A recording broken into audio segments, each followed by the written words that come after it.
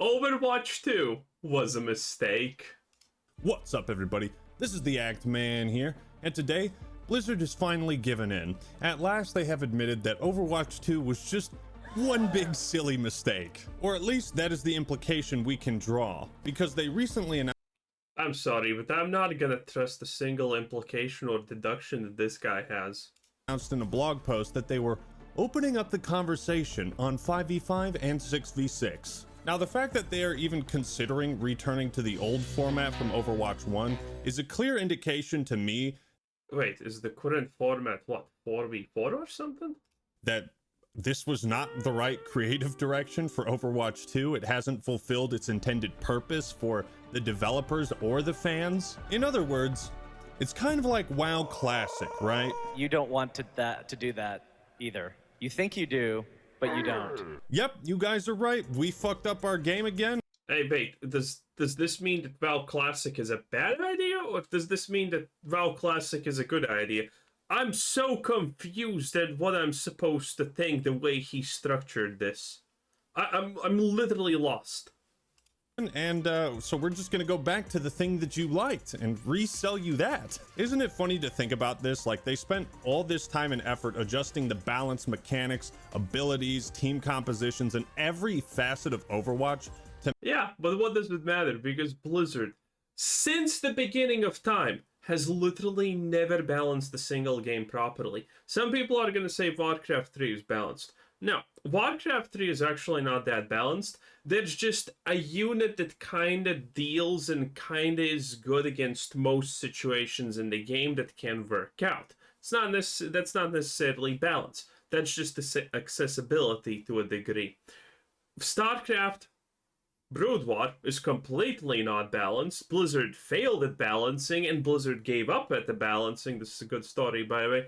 And the StarCraft Brood War community begged Blizzard to stop balancing the game, to stop just changing stuff at random. And then the community just balanced the game by creating map layouts in specific ways. That's how they did it. Blizzard has not balanced a single game properly since the beginning of Blizzard. That's a crazy achievement. to make it fit with 5v5. And now they have to undo all of that work.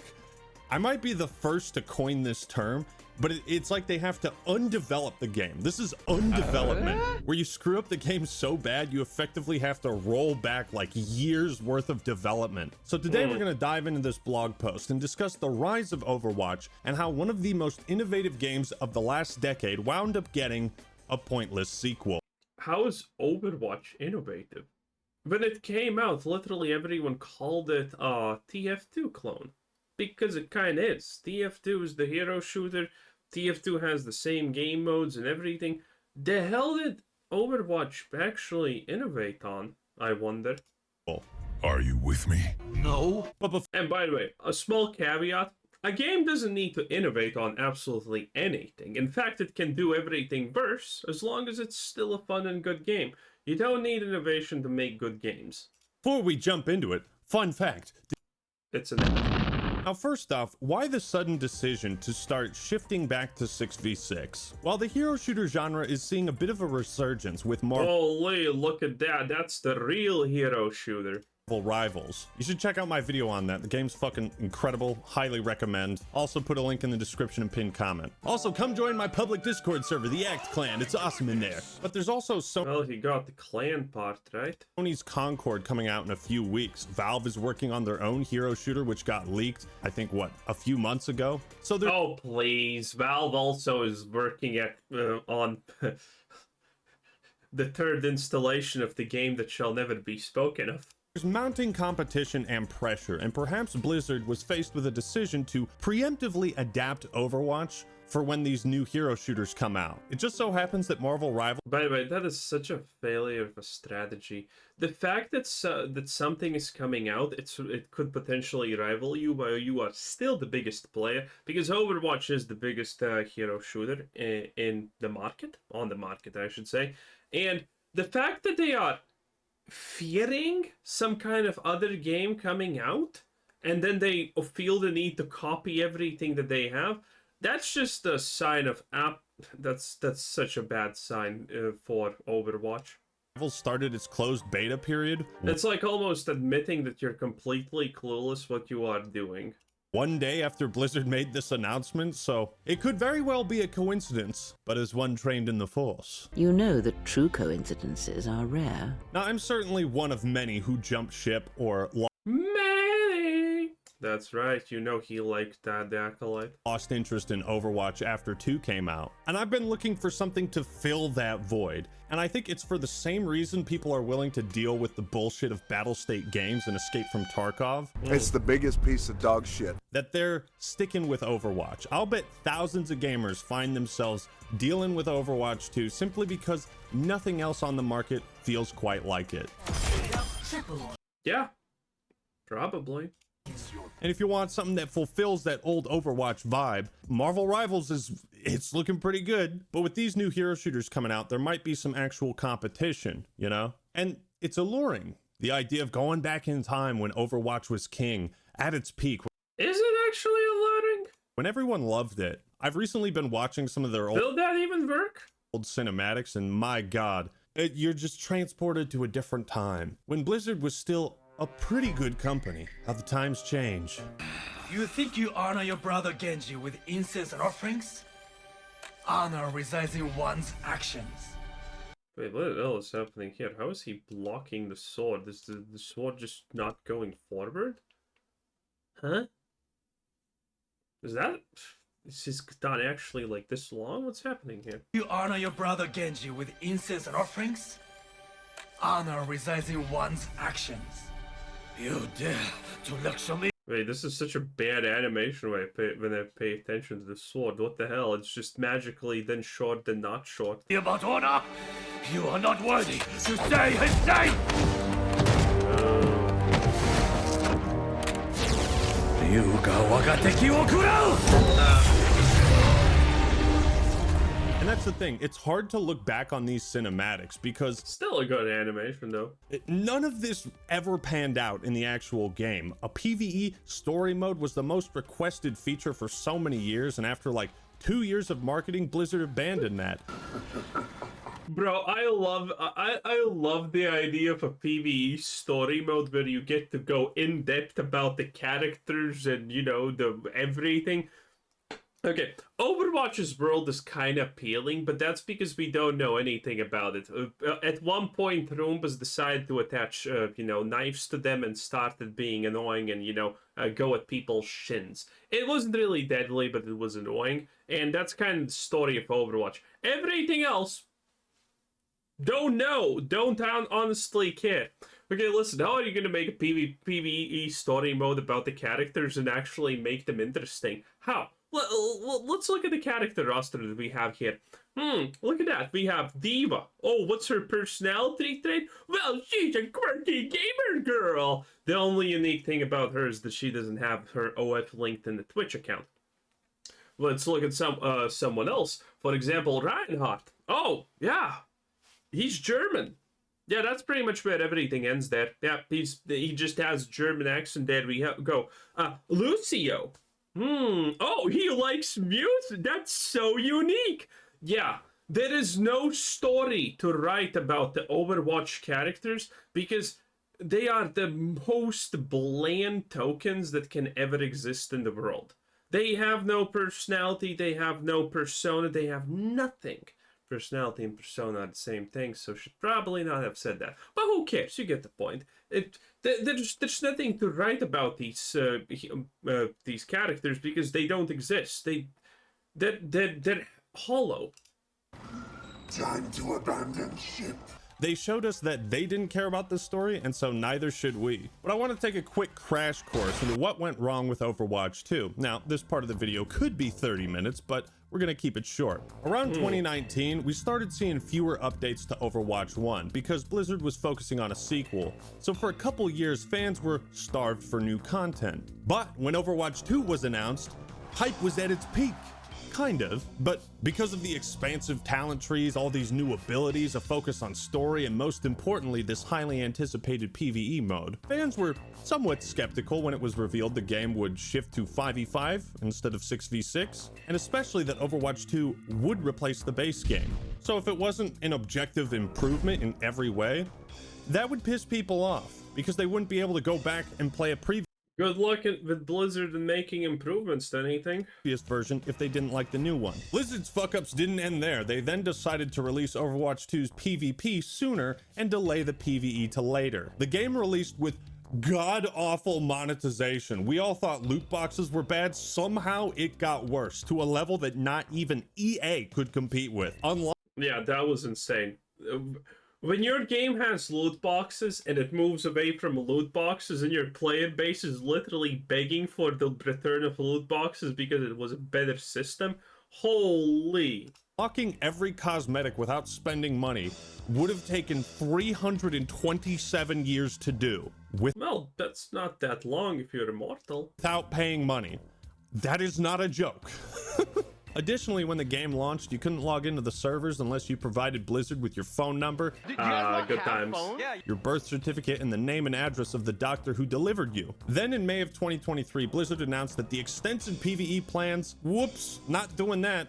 Sorry, we used that to promote the game. We're scrapping that in favor of these story-based events. That was my favorite part.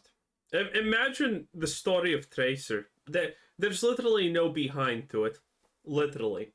And what's Tracer's personality? Oh, I'm a lesbian. Yep, that's it. That's the personality. And she's British, yeah? And she maybe drinks some tea and does some other stupid thing. Events that you can pay $15 for. Oh, looks like nobody did that. In March 2024, Jason Schreier reported that the PvE missions didn't sell well enough, and the entire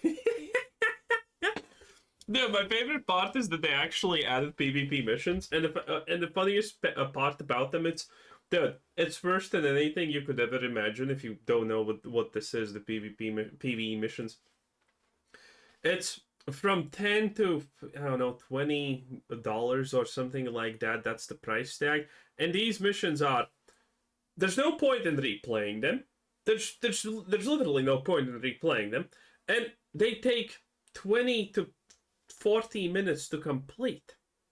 So there's no point in, it's just the most blatant money grab ever. Our PvE was scrapped moving forward. Quite the clusterfuck of bad decisions. Maybe a month after Overwatch 2 came out, And Blizzard's like surprised. No, we offered you more slop. You're not eating? How is that possible? I stopped playing it, kind of lost interest. And here's the thing, Overwatch will always be fun on a fundamental level, but the deception and lies perpetuated by Blizzard and Activision executives, I think has forever tarnished the game and my perception around it. Maybe I'll try it again at some point, but No, not really. I don't think Overwatch was ever that great. Yeah, sure, it was a little bit fun to play time to time, but I don't think it was that great. That's the problem with Overwatch. It's fundamentally just not really that fun. So now we're going to take a look at this blog If the reputation of Blizzard mattered, there would not be a single player playing any Blizzard games at this point. post. Now it is pretty lengthy, so I'm going to just try to keep the most important parts and discuss the direction of the game. There's been a lot of talk about 6v6 lately, and it's only intensified in recent weeks. This is a pretty complex and nuanced topic, and it gets to the beating heart of what makes this game tick. Our players have different opinions and preferences about the ideal number of players in an Overwatch match, and so does our team. I think this kind of just goes back to the phrase, if it ain't broke, don't fix it. I'm still really not sure what 5v5 was supposed to do or improve on the formula. Sure, the idea of having fewer players means each player's contribution is more meaningful. I mean, that stands up in FPS games. You look at... Yeah, that's technically true, but people also don't give a shit. One of the reasons why Marvel Rivals is currently kind of being so anticipated is the fact that it's actual hero shooter, okay? Heroes have abilities, and there's a lot of stuff being cast, you know? In Overwatch, you use a cooldown, then you would need to wait three next matches for the cooldown to reset. In Marvel Rivals, that doesn't happen. Cooldowns are really fast. Some cooldowns are literally like 4 and 5 seconds. You don't have that in Overwatch. Battlefield, right? But it never really felt like it in Overwatch 2. It just felt like if you were a tank, the pressure was on you twice as much, which also eliminated like the off-tank role, kind of like Zarya. I'd like to set a few expectations and ground rules. First, it's pretty long. Creators are going to lose their voices reading this one aloud. You got me there. This is a game and your preference for fun is relative to your own tastes, ability, and experience. Lastly, there are years of decisions that affect such a fundamental piece of Overwatch. I'd like to set the stage and give some context on some of the larger changes to the game that ultimately culminated in the 5v5 format we have today. So this historical context section pretty much just runs through the history of development and how they settled on 6v6. I'll tell you the history of development and one of the biggest downfalls of Overwatch. Probably the thing that completely destroyed Overwatch. When Overwatch came out, again, it was fun. It was a new age hero shooter, because before that, what did we have? Well, Team Fortress 2, that's pretty much it. And, well, it took off really great, and it had a very, very strong and massive competitive scene.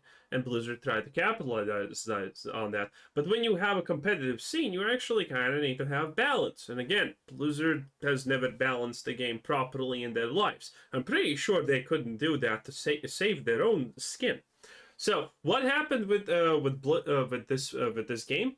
Well, roughly for 6+ months or something like that, the meta became unkillable tanks with just a bunch of healers, and if you were watching the competitive scene, that's where the game died, because no one wanted to watch it. It was just boring. Okay, let me demonstrate how roughly the competitive scene looked at that time. So here's one team, they have a bunch of tanks. Here's another team, they have a bunch of tanks.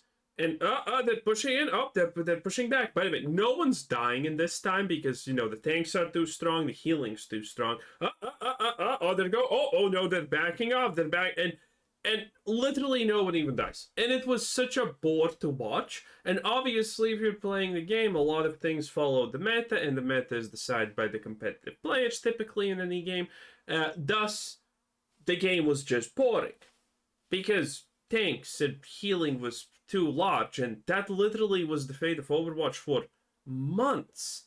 And that was something that created the first biggest exodus. That is probably what collapsed the competitive scene for Overwatch, and even though it was incredibly strong at the start, it was a huge thing. And that alone killed it because it's just boring. And that was the meta for, 6+ months. And the problems with duplicate heroes and whatnot. And originally it sounds like they had planned to balance the game around no limits, which would have been kind of silly. And they say the variety was great, but we didn't feel like we could ever truly balance the game without severely watering down our heroes. So we made the choice to impose a limit of one of each hero per team. A theme of this and future decisions was limiting match variety as well as player freedom and creativity in order to create a more balanced, consistent, and competitive experience for players. And that's totally fair. I think when Overwatch first came out and everybody was experiencing this type of game for the first time, those non-TF2 fans, No Limits was fun. It was wacky, it was crazy. Obviously, I think everybody knew the game competitively wasn't supposed to be balanced around no limits, but now it's a fun, like, little side mode. And I think Overwatch is a game that can be both wacky, crazy, competitive, and casual. But it is really hard to balance a game that can fulfill all three types of gameplay. If someone wanted to play Tracer, but you were already Tracer, they would... Wait a second. Oh god, PTSD flashbacks. I'm already Tracer. That's the second really large bad. change to the game's format was the move from open queue to role queue, which limited team compositions to 2 heroes from each role. Again, I think role queue is fine, but I don't see what the issue with having 2 ranked playlists is, right? Ranked role queue, ranked open queue. Open queue, you get more creativity and you could do like 3 DPS, 2 healers, 1 tank, 3 tanks, 3 healers, whatever. There is a negative to that. So, one, you're splitting, obviously, the player base in probably 2 halves. Yes, there is overlap. People are going to get tired of other mod and play the other one. But, effectively, still, you're kind of splitting them up. And then, you need to balance for 2 different modes. And Blizzard already can't balance for 1 mode. So, 2 is doubly the impossible in this case. And, well... What do you do then? Nothing. Just from this, honestly, you're completely stumped. But, what happens now to the least popular queue? Well, it's gonna slowly die out, and it's gonna die out probably faster. There's so many problems in creating two queues like this. Honestly, I know it sounds stupid, but there are a bunch of problems. I think my issues with role queue stemmed from it being like mandatory in almost all facets of play, either competitive or casual. Also, why couldn't you have done an experimental 5v5 mode with how the game was balanced in the first game? I don't know. No, we had to make an entirely new game for that. Then it talks about role balance and how DPS is the most popular role. And I think that just stems from healers and tanks not being as fun to play. Personally, I always found them fun to play, but once players started getting good at Overwatch, it didn't take too long for like competitive sweats to kind of ruin the experience. And I will say this, no matter what you have to say about Overwatch, the fact that they're trying... I hate it when someone says, "Oh, competitive sweats." Dude, go play casual if you don't want people to be competitive. People are gonna play what is the best, because guess what? Being 0-50 in Overwatch is not fun. Being 20-0, though, is. People want that, so people are going to play the competitive thing. Even people that are not really sweaty players are going to do that thing also, because they still want to actually, you know, be powerful and good at the game and all of that stuff. It's completely normal. To fix the game, or at least go back to what was better. You know, I can commend Blizzard for doing that. Yeah, and then this section talks about how role queue introduced longer queue times because it was mandatory and some people didn't like it. They talk about how they tried to incentivize people to play tank or healer and it didn't really work. Again, I think Marvel Rivals has a lot of really fun healers. Like Loki has a bunch of trickery mechanics and he can copy an enemy hero's entire moveset. So at least for part of the match, he can play as any role. There were additional drawbacks with role queue I mentioned earlier that many of our decisions made improvements to the game at the cost of match variety and player freedom. Team comps were now locked at 2-2-2. This was another step to a more consistent experience within Overwatch, but sometimes consistency can start to feel samey. Yeah, and that highlights one of the big problems with role queue is that it limited your options for counterpicking. By the way, that's also a stupid way to look at things, because the reality, by the way, is, yeah, role queue will get samier faster, but free-for-all queue is also going to get the same. Even though you think it has so much more variety, it's going to get the same. Slightly slower, but the same. Again, people just want to win the game and be good at the game. That's a default. And variety of matches. And I think that's when I started to, you know, play Overwatch a bit less, because I feel like my matches were predetermined to be a certain way. Like I said, could have just had 2 ranked playlists, 2 casual playlists, 1 open, 1 role queue. Why we switched to 5v5? When we launched Overwatch 2, we talked about the greater individual agency that players could have in 5v5. Overwatch is a team sport and it requires players to rely on each other to be successful. Many times fights in 6v6 couldn't resolve until ultimate abilities came online. Correct that, until ultimate combos could be executed to break through 2 tanks worth of mitigation supported by high uncontested healing output. The world of 6v6 could have really high highs but really low lows. One of the design goals of 5v5 it was mostly really low lows, by the way. Was to try to raise that floor, even though it was at the expense of some of those high moments. I don't know, I guess it kind of worked. Like in 5v5, it's easier to break lines, but I think it's also just generally less fun. This was also back when there was more CC and hard crowd control to single out targets. That's stunning. Yeah, that's good.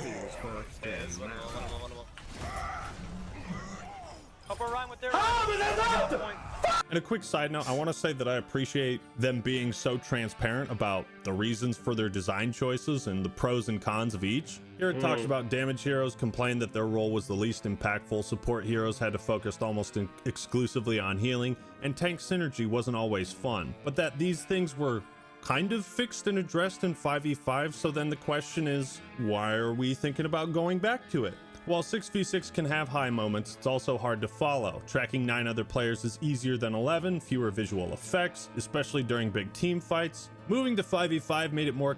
Yeah, while I really like that you can cast a lot of the abilities in Marvel Rivals, at the same time, obviously visual clutter is going to be an issue. So it is kind of a give and take relationship. Anyway, I feel like I'm done. That was the act, ma'am. 10 out of 10. Bye-bye.